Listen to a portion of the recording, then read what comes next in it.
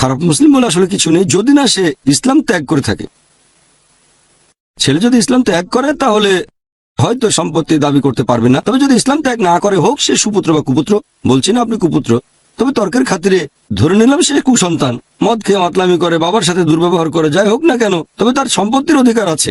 আল্লাহ বলেছেন এটা হচ্ছে সন্তানের অংশ, হোক সে ভালো বা খারাপ সন্তান।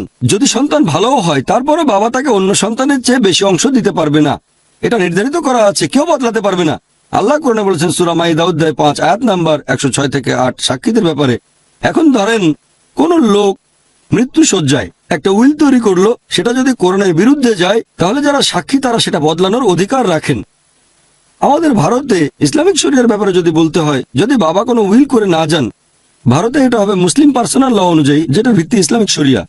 কোন লোক যদি উইল করে যায়, সেটার বিরুদ্ধে আদালতে কেস করা যায়। তবে যদি ইসলামিক দেশ হতো তাহলে আদালতেও যেতে হতো না, কারণ কথাটা একবারে পরিষ্কার, হোক সে ভালো ছেলে বা খারাপ ছেলে, হোক ভালো মেয়ে বা খারাপ মেয়ে, যে অংশটা তার প্রাপ্য সেটা তাকে দিতেই হবে।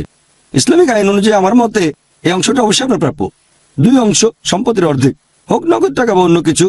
মা জীবিত থাকলে একটা অংশ তিনিও পাবেন, তবে আপনি বললেন আপনার মাও মারা গেছেন আর অংশীদার নেই, তাহলে আপনি পাবেন অর্ধেক, আর বোনেরা প্রত্যেকে 1/4। এখন ভারতে ধরেন আপনার বাবা একটা উইল করে গেছেন, ভারতেই বাস করেছেন, অন্য কোনো দেশে থাকলে সেই দেশের আইন অনুযায়ী সেটা হবে, শরিয়া অনুযায়ী আপনার পাওয়া উচিত। আদালতে মামলা করে বিষয়টা একটা নিষ্পত্তি করতে পারেন। আমার মতে এই কেসে আপনারই জেতার সম্ভাবনা বেশি, তবে দেখতে হবে কেসটা কিভাবে চালাচ্ছেন। হ্যাঁ বলেন।